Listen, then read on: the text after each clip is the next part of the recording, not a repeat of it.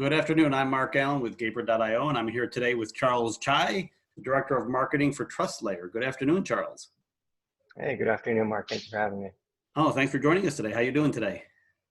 Good, good. Just, kind of middle of the week, finishing up on some tasks, but more than happy to take some time out and speak with you. Well, thank you. So can you share a brief background of yourself and your work experience?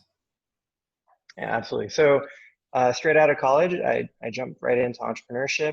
I've, only ever joined as part of the founding team or let's say like as a first employee. At the initial phase of my career, I focused more on like retail. Then I got into software development. Most recently, I was running a marketing agency that I co-founded, a man named John Zaccanino. He had been operating a marketing automation company out of an accelerator in my neck of the woods called the Ben Franklin Tech Ventures. And he had a new concept for digital marketing services for SMBs. And so, that was probably my most recent experience, having spent 3 years there. And then at the beginning of this year, decided to kind of get out of services and focus more on technology, and linked up with very smart individuals who are in your neck of the woods in San Francisco, who had created a new insurtech startup focused on instant proof of coverage.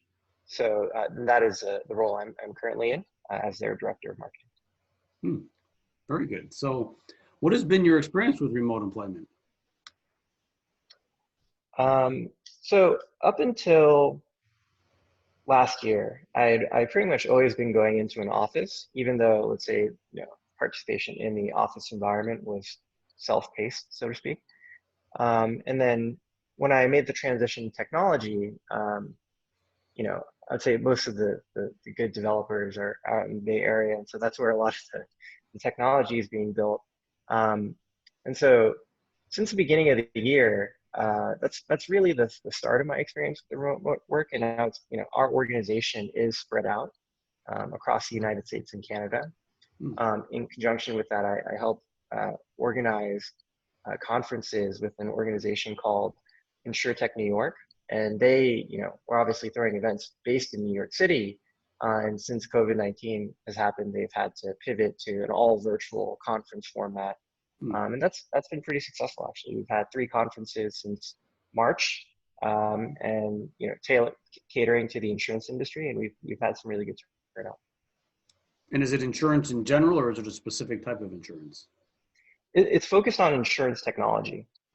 Insurance technology. So insurance carriers are like these 100-year-old entities, and a lot of the financial and, let's say, political capital is concentrated in the hands of 15, 20 carriers.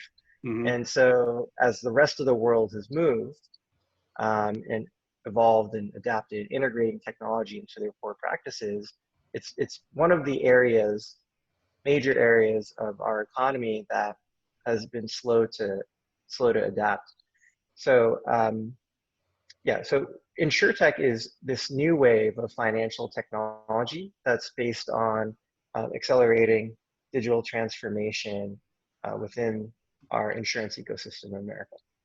And I actually know for a fact a lot of underwriting is still done manually by individuals, correct?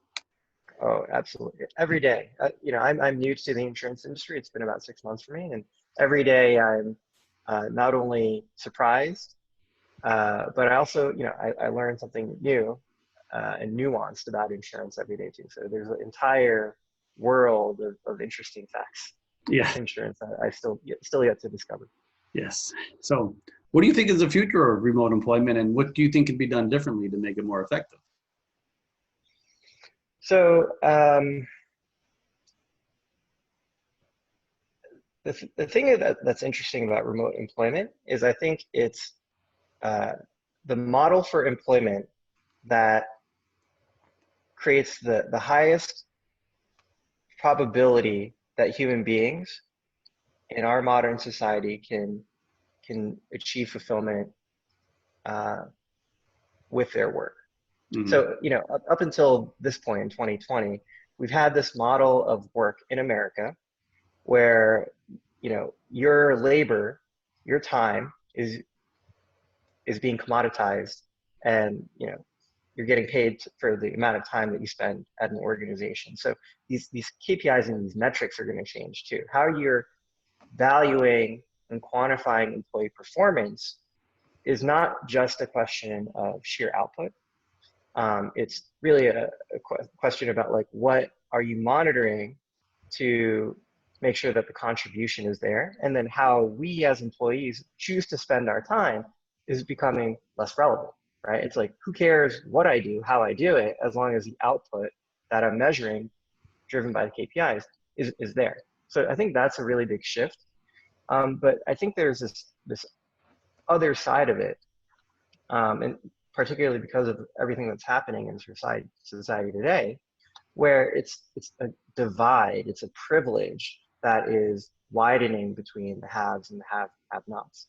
So, when you look at the industries that are impacted by COVID-19, a lot of small businesses have yet to make the adaptation from brick and mortar to retail, so online retail, right? And so even though there's this great opportunity to do business online, the people that are lagging behind are the ones with the least amount of resources.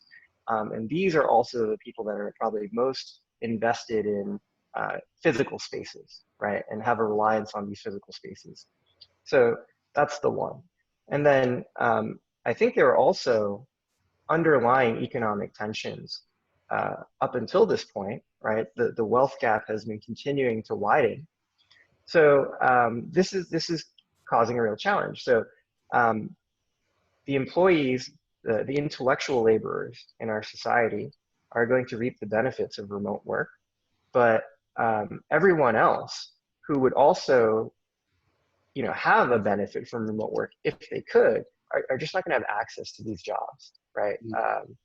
Their labor power, the product of their labor is the value of their labor is more likely to be realized in physical spaces. And I think that is going to be a real challenge that we need to think through as a society as we contemplate the future of remote work. Very good. So what is the story behind TrustLayer? What is your product? Who are your customers? All those things. Yeah, so TrustLayer, we do proof of insurance. So let's say you're a general contractor and you have 100 subcontractors that you utilize to work on construction projects throughout the year. Mm-hmm. You as a general contractor, you carry your own insurance coverage, general liability, workman's comp, et cetera. But that coverage is only applicable to the direct actions of the employees of your organization, right? We're talking about direct liability for the most part. And then there's additional risk incurred by contracting with other entities to work on your projects.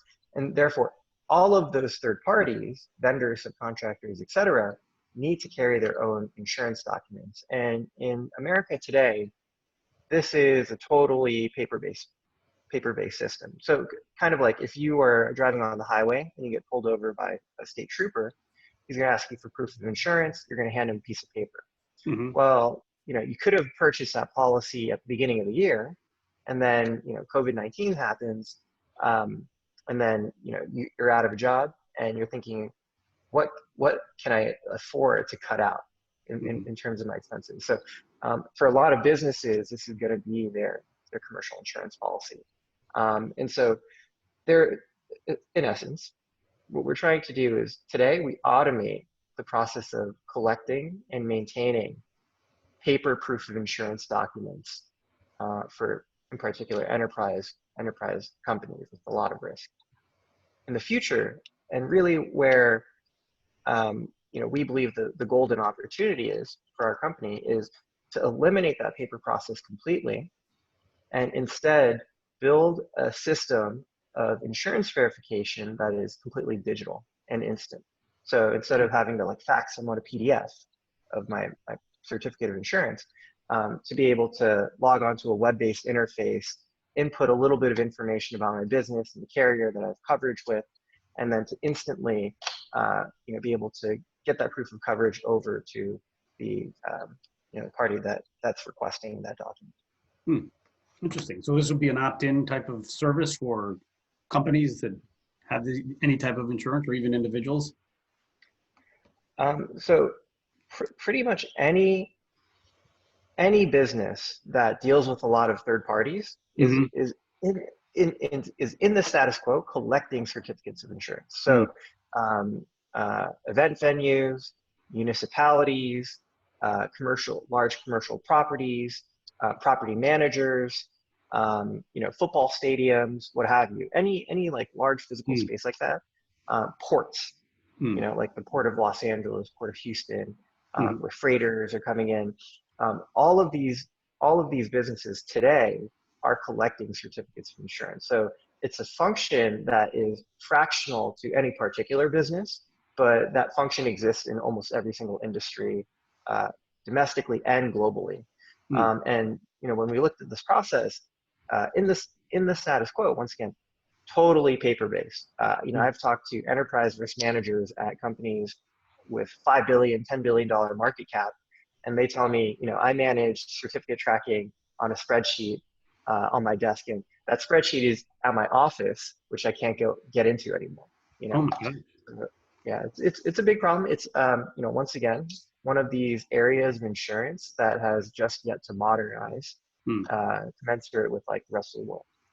interesting. So how did you incorporate the idea of remote at TrustLayer? It sounds like you're in, on opposite ends of the country. Yeah. So I had always been remote. I had always been remote at TrustLayer. So it never really was a point, I think, in our business where we had to make that decision. I mean, the founding team, like the CEO and the COO, they're all from the Bay Area. But that's one of the primary advantages of being a startup in this environment is that we just don't have like any of the traditional overhead. So we could run extremely lean for 2 years, Mm, um, and hire people who we consider to be best in class at a particular functionality because or thing that they do, because there are no geographical restraints in that regard, and then we can also pay very competitive wages based on the housing market they live in.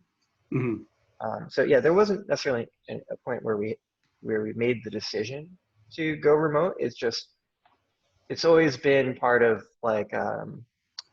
uh, like the inherent flexibility to what we're doing.